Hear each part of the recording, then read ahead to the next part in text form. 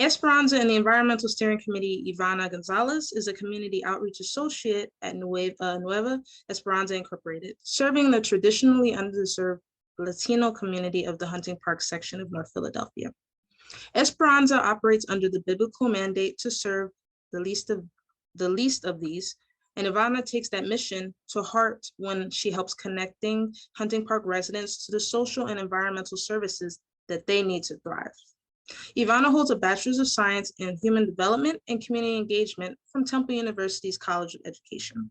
Ivana also has 5 years of teaching experience, 2 years of community organizing experience, and a lifetime of interest in environmental matters. We thank you so much, Ivana, for joining us. And Jacelyn blank, that's it correct? Okay. Jacelyn, Philly Tree People. She's ISA certified arborist. Jacelyn blank, did I say it correctly? I'm sorry, I'm so bad with pronunciation. Arborist. Arborist, thank you so much. Jacelyn Blank is one of the 3 founders of Philly Tree People, or PTP, a volunteer-operated neighborhood-based nonprofit organization dedicated to organizing tree plantings and maintaining the health of the urban forest in 19125 and 19134 zip codes. Philly Tree People is a group of community volunteers that think we need more trees in the neighborhood and who have taken the free tree tenders training through the Pennsylvania Horticultural Society, or PHS. Philly Tree People is dedicated to helping people get trees and maintaining those trees. So important. Through 2 annual tree plantings and several pruning club events, Philly Tree People is dedicated to helping people get trees and maintaining those trees. We thank you, Jacelyn and Ivana, both for the work you guys are doing and the work you're doing with Philly Tree People and Esperanza and the Environmental Steering Committee. So to start off the conversation, Ivana, if you don't mind starting, I have a few questions. You can feel free to answer these any way you would like, but we want to know how important creation care and urban tree tending is in the city. Also, what your organization is doing. I know we've spoke a bit about what your organization is doing, but we would like to know more about that and what you're doing with Tree Canopy. And also, what are ways that people can get involved individually or as an organization for starting something like tree planting or doing something as a whole for urban creation and creation care? Yeah, thank you for your question so much. Hello, everyone. Like Amani said, my name is Ivana Gonzalez. I am from Esperanza. I'm very excited to be here talking to all of you about what is so very important. So creation care, why is that important? I think creation care is important because, you know, we're the stewards of this earth, and we have been put in charge of making sure that it is prospering, both in a social aspect, both in a health aspect, and every single aspect. So especially Esperanza, with serving the least of these, as the years go by and as you know, damage continues to be done to our planet and to our neighborhoods and to the people within those neighborhoods, the earth itself is becoming the least of these. So it's our responsibility to take care of things. We're one of the few species on this planet that has the ability to, you know, number one, think ahead, and number two, make changes for a specific purpose. So I think it is our duty to do so. And how we do that at Esperanza is we try to shoot for 50 tree plantings a season. So that season would be spring and fall. And so we try to do 50 street tree plantings, and then we try to do 50 yard tree plantings throughout the Hunting Park neighborhood. And so that equals to 200 trees goal per year. And we do that in partnership with the Pennsylvania Horticultural Society and Tree Philly, who provide the trees for us and help us with the plantings. Another thing that we do is we spoke a little bit about the Environmental Steering Committee. That's been a huge piece. It sprang from the Beat the Heat initiative that came through a collaboration with the Office of Suitability in Philadelphia. And that was really important because it was one of the first times that our neighborhood got taken notice of, and the struggles that we are facing got taken notice of. So it actually turns out that Hunting Park neighborhood, along with Cobbs Creek, Strawberry Mansion, and Point Breeze, are the hottest neighborhoods in the city. And you wouldn't think so, because Hunting Park is synonymous with the Hunting Park, right? We have a park in our area, but the fact that outside of that concentration of green space surrounding it, there's very little tree coverage in the neighborhood.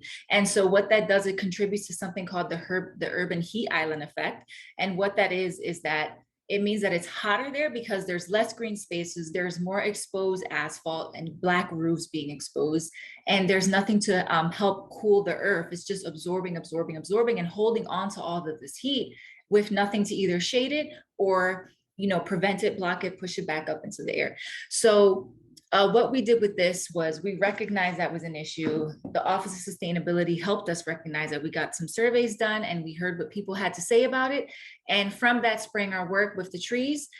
And, you know, traditionally these areas were built tight, like as in row homes and with small streets, because they were for factory workers. So they want to pack as many people into a tight space as possible.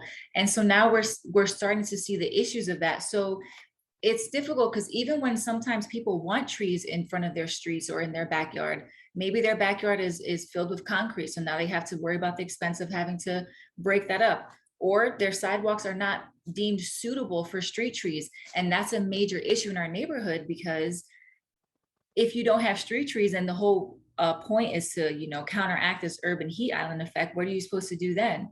So the issues to site suitability has been a big thing. We actually partnered with Azavia Maps to try to understand the site suitability of our neighborhood all throughout in varying degrees. And I have actually put a link to that in the chat. I also put a link to the Beat the Heat project in the chat. And at the end, if you scroll all the way through, you'll see the toolkit. And so what this means is that we can't only rely on tree plantings to be our solution to the urban heat island effect and all of the effects of global warming, which you wouldn't think, but it is actually a big deal, is flooding in our area. So what we have to do is think about alternatives to trees. And sometimes that's like bushes, sometimes that's man-made structures that provide shade to people. So what we actually did this summer was, well, last summer we had a pilot project in collaboration with Drexel University. And what sprang from that collaboration was a bench planter project. So it was a space to sit. It's about 3 feet wide by 3 feet. And it's a space to sit. And then the backrest of it has some plantings, some foliage, and then an umbrella with some LED lights in it so that people can pull it in and out of their homes. This was given to residents throughout Hunting Park completely for free. The first year they did 20 bench planters. Our second summer, which just passed in 2021, we did 100. And we are now working on and have interest for up to 500 more bench planters like this. And so why this is important is because it tackles multiple issues of the heat crisis in our neighborhood. One is that it helps us with that site suitability issue. We can get the bench planters into tighter spaces, things of that nature. And it also helps with social cohesion. You don't think about it, but when it comes to talking about trees, when it comes to educating people about the importance of it and getting them to sign up for things like that, people get information usually person to person, neighbor to neighbor. So it's been a really big deal for us to, you know, touch doors, talk to people, and through that interaction, let them know why things are important, let them know, and bust myths about trees and bust myths about heat and things like that. A lot of people in the neighborhood are afraid of getting a tree in the street or their backyard and it busting their pipes underground. And then that's an expense that they have to worry about. They're afraid of the trees getting caught in overhead electrical wires and that causing issues for them. So it's all about letting them know that that was an issue in the past when trees were not specifically chosen for urban environments. Now that they are, those are a lot less likely to happen. It's not impossible, but it is a lot less likely. So it's all about educating people, making sure they have those alternatives to trees if they cannot get trees, but also still letting them know tree canopy is so important in our neighborhood, in every neighborhood. And the Beat the Heat project actually has an aim to provide every neighborhood in Philadelphia with at least 30% tree canopy coverage.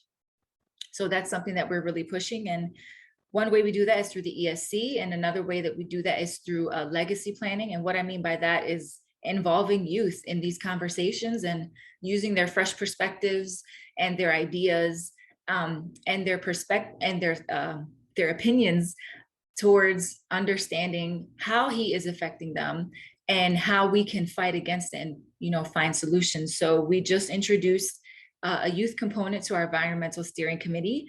And that is through, we have some high school interns that we have at Esperanza, and they've just done their own neighborhood surveys where they are taking track of the assets and areas in need of improvement in their neighborhoods, and then reporting out to this group, which typically has about 50 people get the invite and about 20 people regularly come, and those are different people every time. Sometimes there's a core group of 5 that are always there.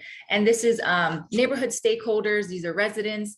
These are sometimes business owners, and then these are leaders from the local organizations. Excuse me.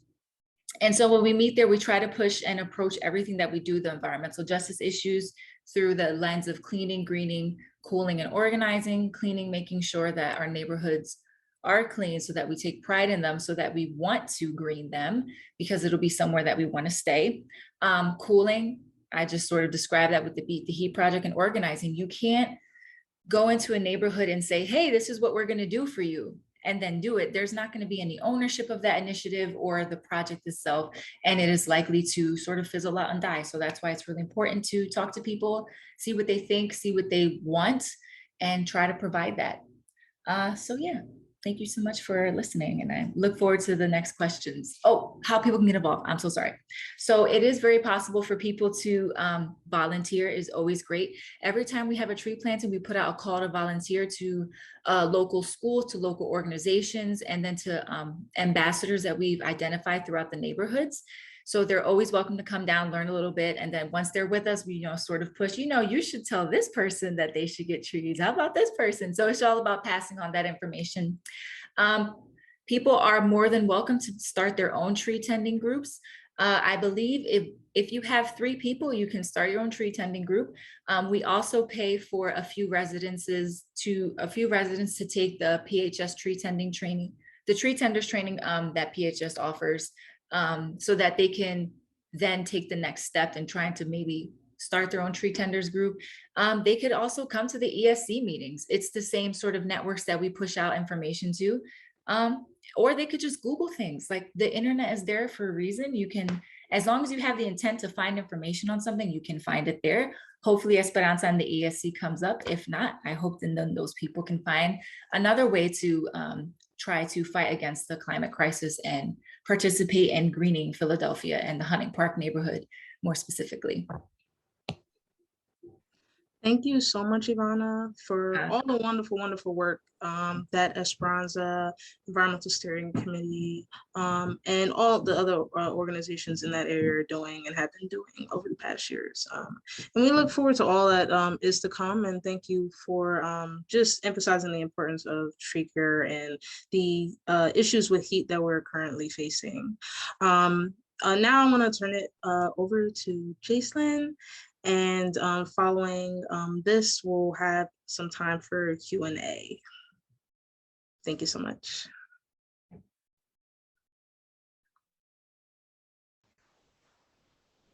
I guess I'm answering the same question. Yes, my apologies. I'm going to pull them up again. So firstly, how important is creation care and this topic and conversation as a whole in the city of Philadelphia? I guess first, I was invited kind of last minute, so I really didn't get to share much. But just to give you a little bit of background on Philly Tree People and why we started, definitely ties into it. I met my co-partner and co-founder, Nakia, at a neighbors meeting, East Kensington Neighbors Association. We hit it off, and she invited me to come take the PHS tree tender training with her. So I was like, sure, let's do this. While there, we met our third partner, Dina, and this is why Nakia and I were both in 19125. Dina was in 19134. And as Ivana had said, if you had 3 people to start a tree tender group, you could start planting right away. So the 3 of us just decided to form a group because there was no other tree tender group in the Kensington section. And And right away, we applied for a nonprofit status, and our first tree planting out the gate was about 6 trees that we planted in one day. 14 years later, we're still operating fully as a not-for-profit volunteer-run organization. Our one partner, Dina, has moved, and we just pulled in 3 other women to our organization to help us. We have helped plant over 2,000 trees within the Kensington section in the past 14 years. And this is all done by volunteers. And the reason why we did so was I moved to the neighborhood about 17 years ago from growing up in the suburbs, and just didn't realize how much the urban environment was lacking in tree coverage until I moved here. And recognize that intense heat that Ivana was talking about. I happened to move into a neighborhood, a block that had a lot of tree coverage. And I remember coming home from the train one day and turning onto my block, and it was a dramatic difference in the heat because of the shade of the canopy trees. So we've been very involved. We also have been really involved in the Treetenders Advisory Council, which has taken part in Parks and Recreation Steering Committee for the Philly Tree Plan. The Philly Tree Plan came out of a meeting that we had that talked about data that they had been collecting for 10 years from 2008 to 2018 on the canopy coverage, just tracking the data of how many trees have been planted, but also trees that have been removed. And we found that over that 10-year span of time that we actually reduced in canopy coverage. A lot of this has to do with aging canopy. Also just extreme development that's been happening over the last 10, 15 years throughout the city has removed a lot of trees. A lot of those trees were weed trees like Ailanthus, and so they needed to be eradicated already, but then it was also a loss in tree canopy coverage.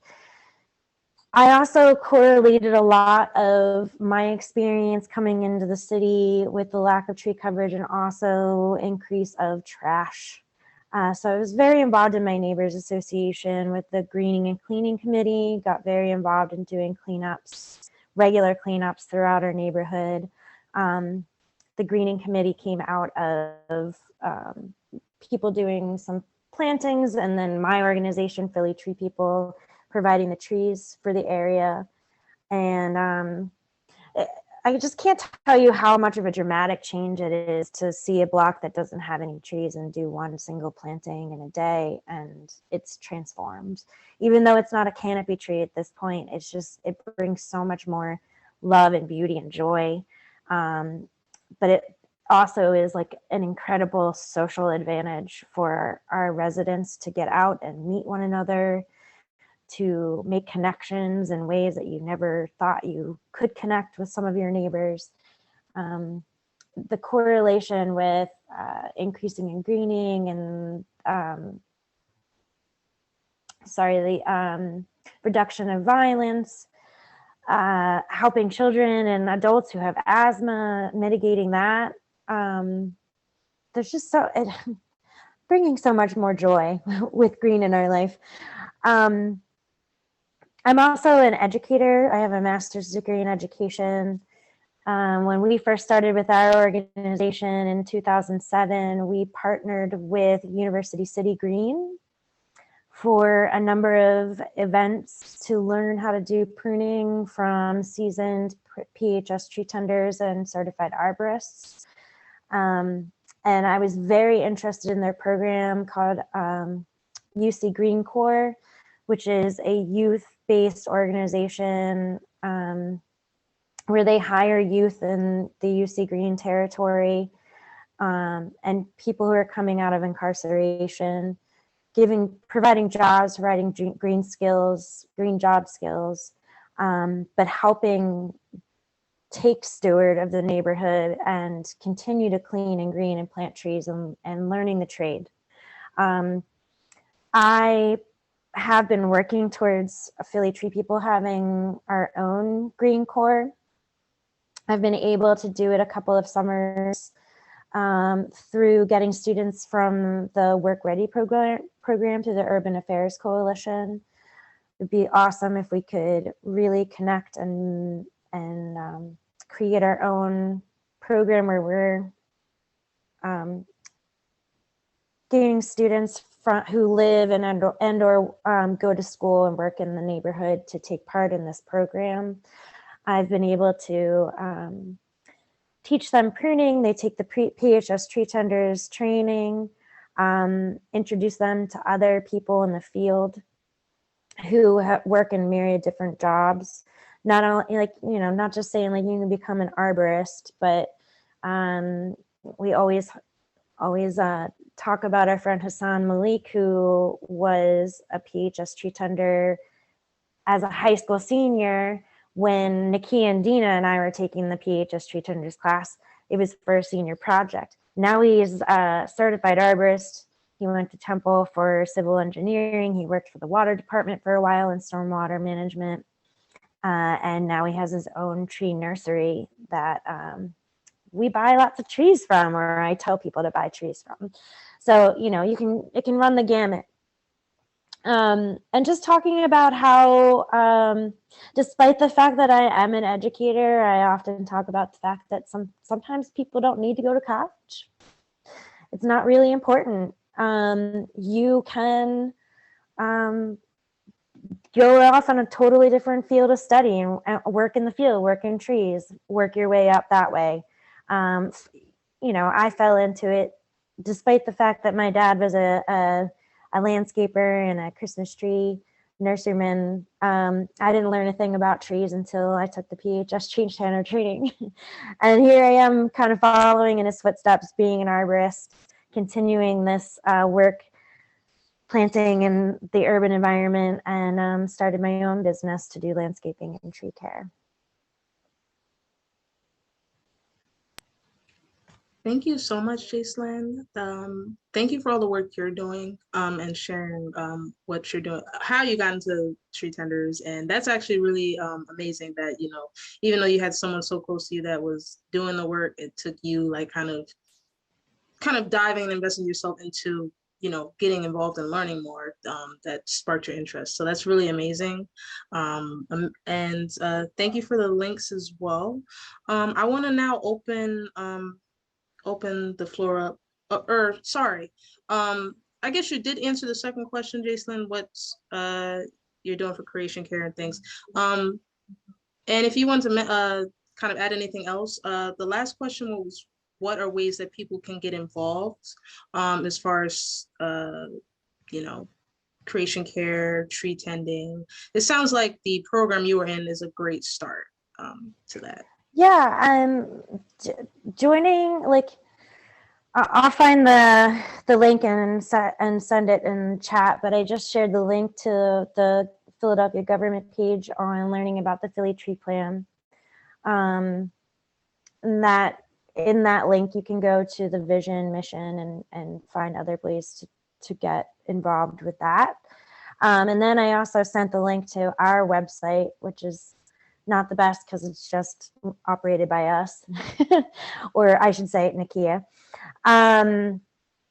But I will also put in the link to find your Treetenders group. So if you're in the city of Philadelphia, there's a map where you can find if there's a Treetender group in your specific area. So you can contact them and get involved if that's your specific location within the city. This upcoming weekend is actually PHS Treetender planting weekend. A lot of the Treetender organizations through the program will be planting on Saturday.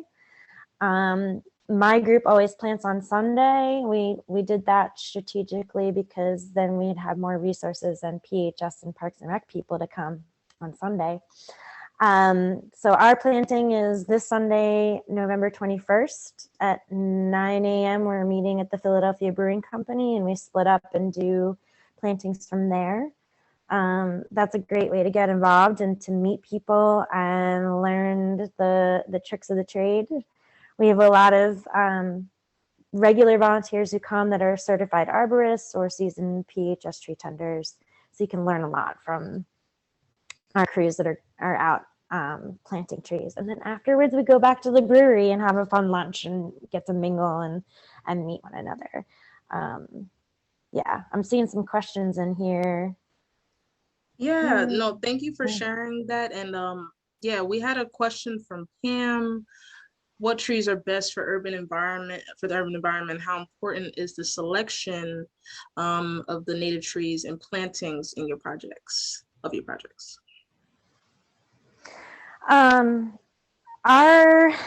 We don't get to select a species. So through our program, it's completely, we help with the application process for property owners, and then that application gets sent to PHS. PHS organizes it all. It gets sent to Parks and Recreations. Parks and Recreations inspector goes out and inspects all the sites to see if it's available for a street tree and get a rough idea of what kind of species and size that we're working on. There's a lot of regulations as far as where we can put trees. We can't have them planted in front of doorways, so for ease of egress. We need to have the Americans with Disabilities Act ensure that there's space between a tree and the property for ease of handicap access. It also depends on like what trees are nearby and utilities. There's so many things that are going on. But they ensure that they're going to select a species that fits in that location. So whether it be a tree that spreads out or a tree that's more columnar in growth because of the space that's there. Overhead wires, we don't want to be planting a sycamore underneath our electrical wires, or Pico's going to come out with Asplund and destroy it. There's a lot more collaboration with the utilities and Parks and Rec and the city in general and PHS that helps with that. They try to choose as many native species as they possibly can, but we also have learned over time what species are more tolerant of urban environments. So it's not always a native tree. But when it comes to us, say, like doing projects partnering with the Friends of Penn Treaty Park, we're able to leverage for more canopy trees that are native to our area. I can also put in here a list. Parks and Recreations has a list of species on size or what's good for an urban environment. I don't want to take over because I know Ivana can answer some of these questions too.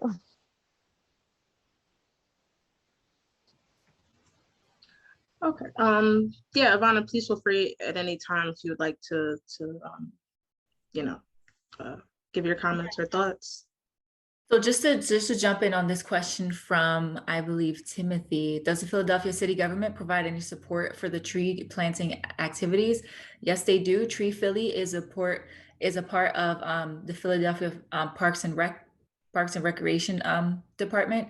So, and Tree Philly really supports us. They help us with our yard tree plantings, and they do trainings, and they typically send a representative to all of our ESC meetings, which are monthly. So that's like a really nice commitment. And then actually at our last ESC meeting, which was in October, it was October, I believe, 17th, they presented to us their tree plan for the city. And then they also, because we work with them, they give us this binder booklet that has the tree species, a picture of what it looks like, and then projections of how big that tree will get, like visual projections of how big that tree will get in 10 years, 15 years, 30 years, so that when people are trying to understand a little more about the species, they can go to this like little cheat sheet page that they have for each tree that they're offering for plantings in the neighborhood. So that's a really cool thing. I don't know if they have that digitized or not, but Jacelyn said that she is going to share the link to that. I'm pretty sure if you all scroll around through their website, you might be able to find this information that I'm talking about. But it's really, really cool. And it's really great to have with us when we're trying to convince people that no, in 30 years, this tree will look like this. It's okay. Site suitability is a huge deal when choosing trees. So they like to be careful about that. Thank you, Ivana. Yeah, I see things are moving in the chat, so I don't want to miss anyone's questions. I know, Jacelyn, you shared your contact info, I believe. Marianne, I don't think we answered this question. She asked, is there any planning for rooftop gardens to help mitigate heat and also grow fresh produce in areas that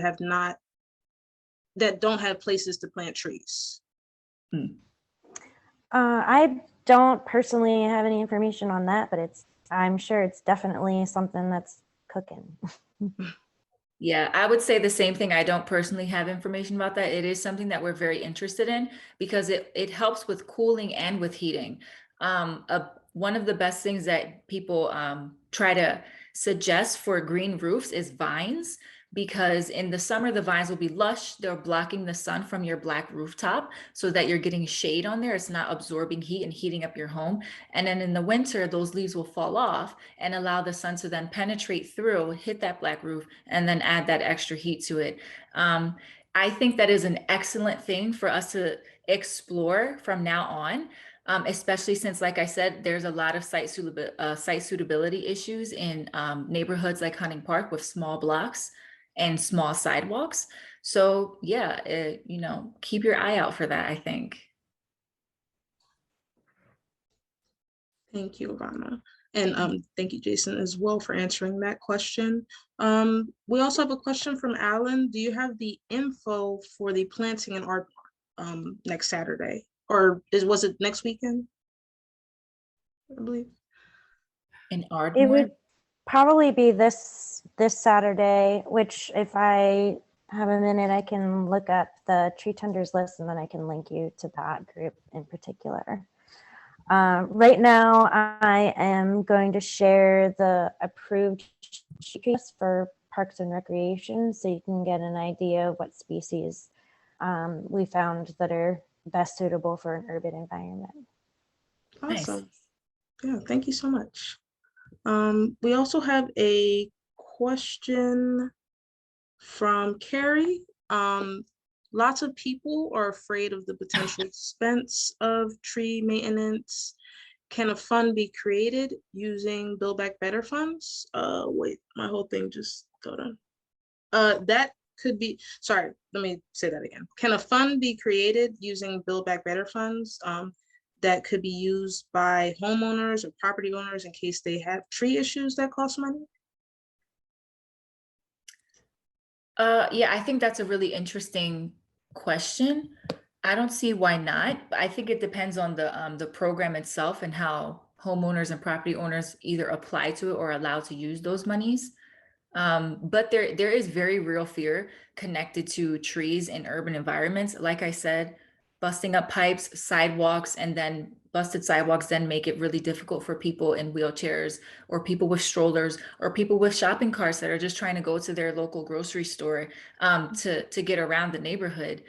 The overhead wire getting tangled, people, you wouldn't believe, but people get really mad about like birds pooping on their cars and the fact that it drops a lot of leaves. If it's a fruiting tree, they don't want to deal with the berries, and there's too many birds tweeting all the time. And it's surprising what bothers people about trees, but it's just like, come on, like for some things it's give and take. It's give and take.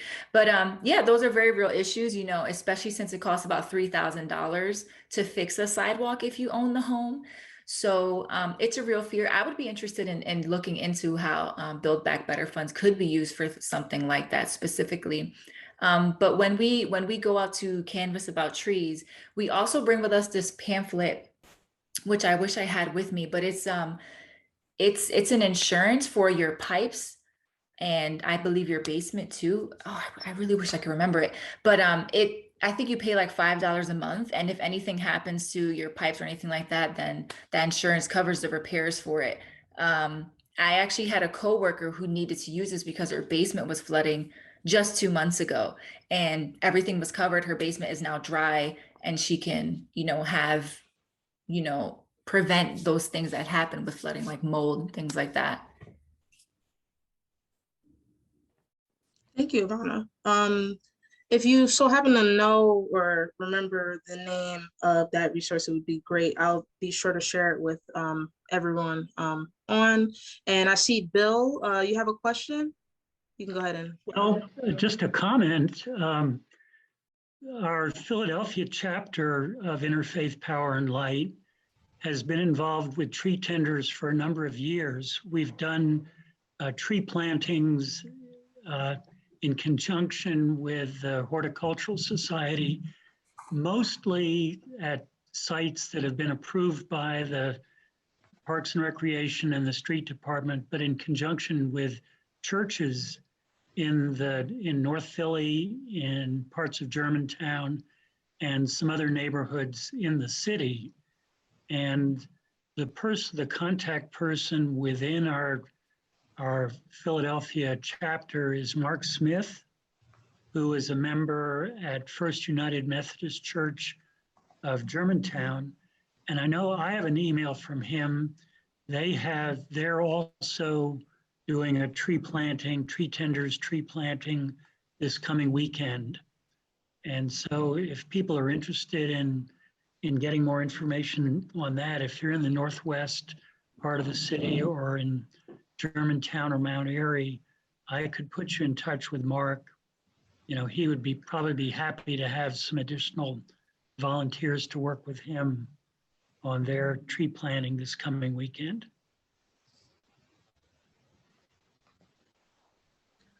Thank you, Bill. It's amazing, at least I would say it's amazing, just all that we're doing as individual or different organizations in order to bring more trees into neighborhoods in the city. So it's a great, great thing. And thankful, Jacelyn and Ivana, for your organizations and what you guys are doing to bring more trees. Just making sure we didn't miss anyone. Does anyone else have any questions or comments? Carrie, is your hand raised? Okay. Yeah, hi. Hello. Appreciate everything and everyone's comments. Just wanted to ask both of you, since you're out there doing, in the community, talking to people, what do you find to be the most successful kind of tactic in contacting people, having this conversation, and getting people to actually say, yes, I want a tree and I'll take care of it? I found, our legacy here, we've been doing this for quite some time. Our connection on social media, a lot of people who know that I'm involved with trees, of course, will text me or shoot me a message, say, this is happening to my tree. I need help. How do I navigate this? So there's that. I think like our deep connection with our community, living here, working here, being involved, and not only just the tree planting, but our neighbors association. I was also part of the founders of the Friends of H.A. Brown, which is the elementary school where my son goes, and that was really all interconnected with all of the public schools and all of those parents being involved and invested in it. One big thing that we have done with our group in particular is making those connections with the schools, the principals, the teachers, getting them applied to get street trees. And then we've planted about 30 trees between 2 of our elementary schools in the neighborhood. And I organized it for all to be planted on a school day, and in conjunction with the principal and the staff and the students coming out and being involved in that process. And that certainly helps. We've hardly had any damage to those trees because the kids were involved in it. They take ownership of it. And that's why, I love that Ivana is saying that Esperanza is doing this work with youth. I think that's the most important people we need to be in touch with, because the youth then go home and they talk to their grown-ups and hopefully encourage them to make those positive changes that are needed. This planting in particular on Saturday or Sunday for our group, we're actually going to be planting 6 trees along the 1900 block of Madison Street in Harrogate section. How we came about with doing that in particular was there was a woman that lives on that block who used to live in my neighborhood. She was a neighbor of mine, moved north, very actively involved in the Harrogate Civic Association. We're dealing with Kensington and Allegheny, the opioid crisis, homelessness. She reached out to me and said, I want trees on my street. So she got a tree from our organization. Then she met up with Marissa, who works for Parks and Recreations. And Marissa and I both came on a Saturday morning to meet neighbors, to vet sites, to say whether or not they could get a tree. And Marissa had the tablet in order for people to apply right there on the spot. And we're actually going to be making a big deal out of this on this Sunday because no good deed goes unpunished, right? Sonia, unfortunately, was targeted and someone tried to burn her house down because of her activism. And she's also, she's lost some contacts with neighbors who just don't want to be involved. And this is the unfortunate side of what's going on in some of our neighborhoods and throughout Philadelphia. But we're making a big deal out of it on Sunday. We're having very specific people come, PHS, Parks and Rec representatives coming out. I'll be there. We're going to have a breakfast, do it up, and try to engage other neighbors and get them involved and invested. And usually this is like the ripple effect. Once one person on the block gets a tree, other people who may have been on the fence go, oh, that's actually really nice. Let's do something, And then when it comes down to that, like a year in, because there's so many trees on that block that we've helped plant, we'll go back and have pruning clubs. We'll go back and provide the education that property owners need in order to take care of their tree. I wanted to just quickly go back to the question that was about, are there programs for property owners to help them with caring for their trees and sidewalk issues? This is something that came up, major concern for property owners throughout Philadelphia, especially the neighborhoods that we're targeting to get higher canopy coverage, is we're dealing with people who also don't have a lot of expendable resources to be paying to water the tree in general.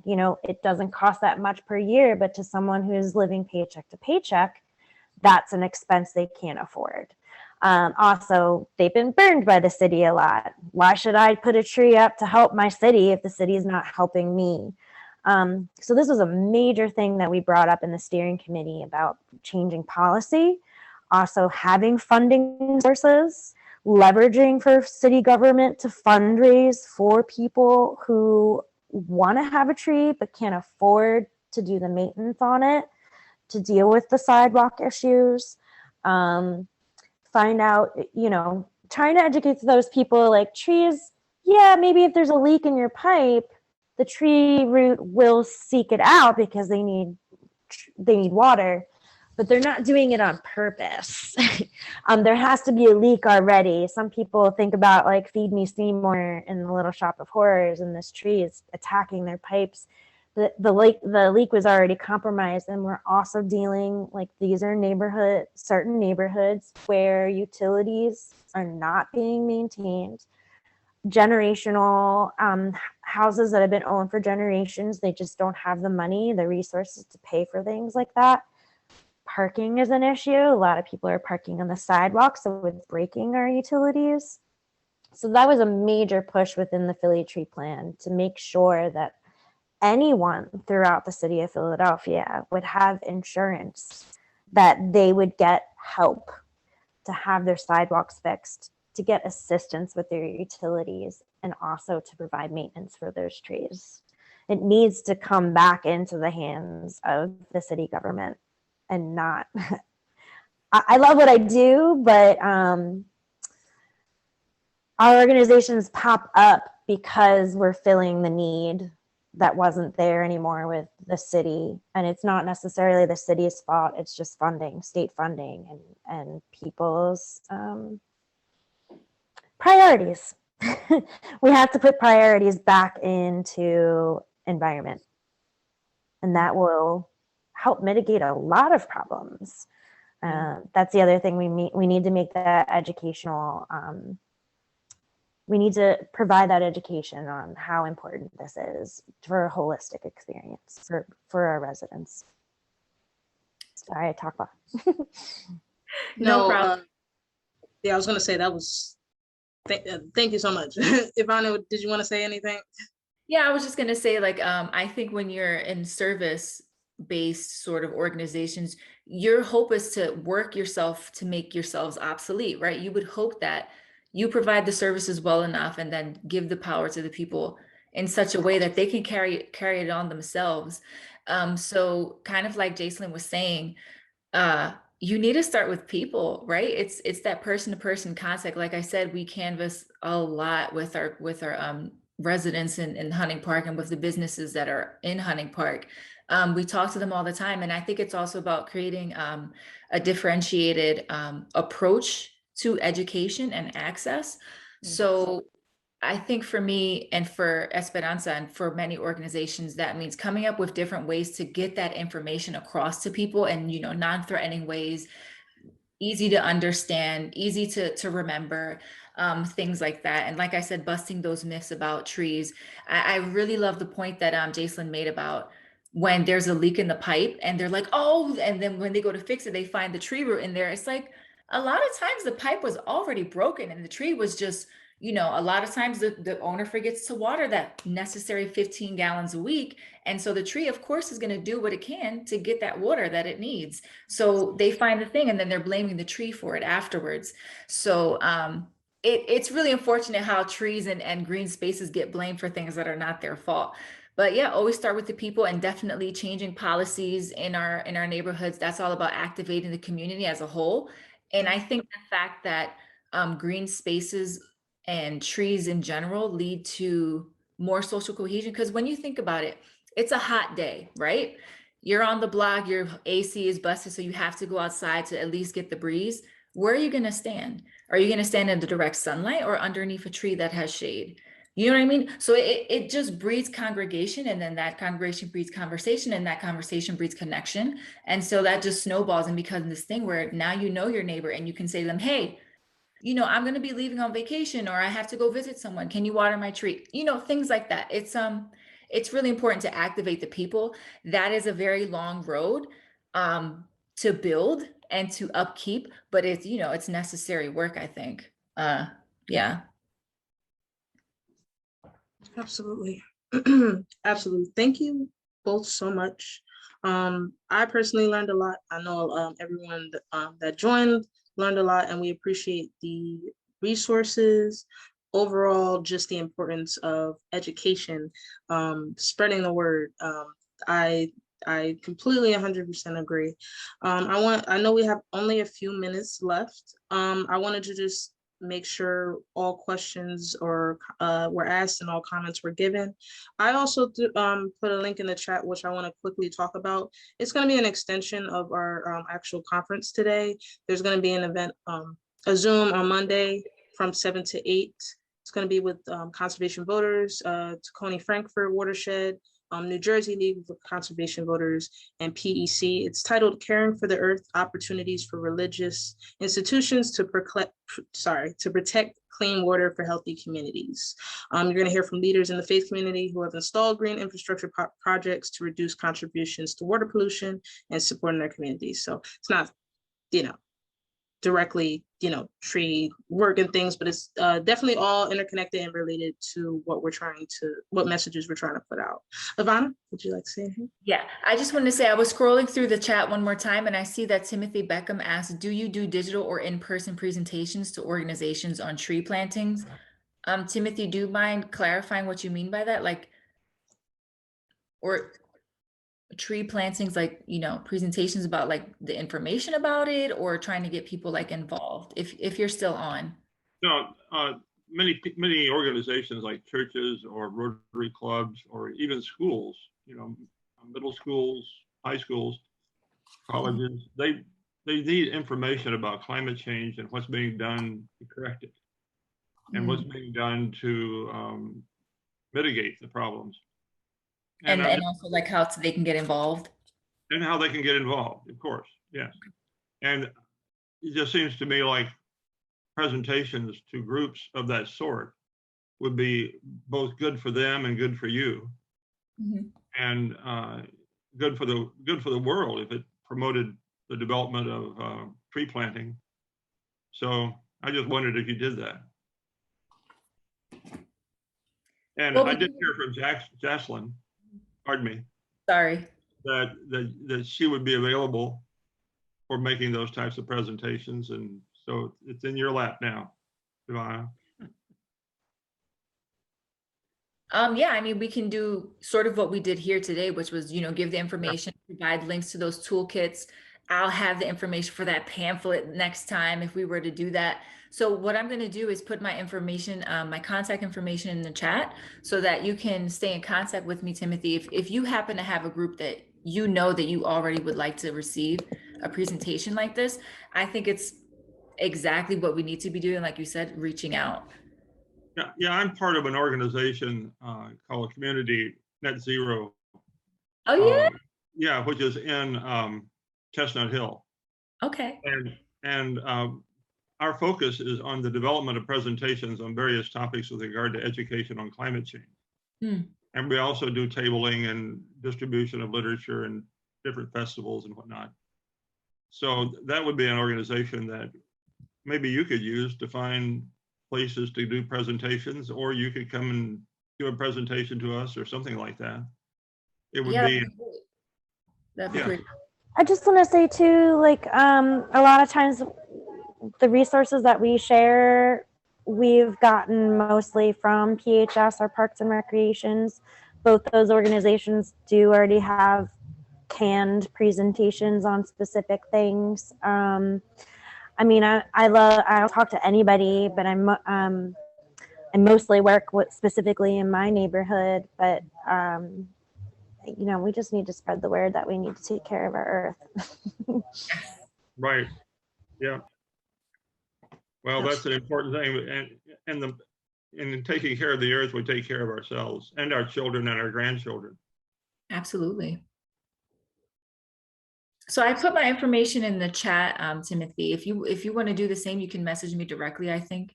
Okay, thank you, Ivana. Yeah, of course, of course. And then like Jacelyn said, like there's always like those ready-made presentations from the organizations like Tree Philly, PHS, things like that. Carrie had just posted saying that she's a new Treetender and saying that some people, yes, congratulations, and saying that some people don't connect the phrases of climate change or environment. I think Ivana pointed it out a little bit earlier, like when we go to specific areas, we have to talk about very specific things, like this tree will help reduce asthma,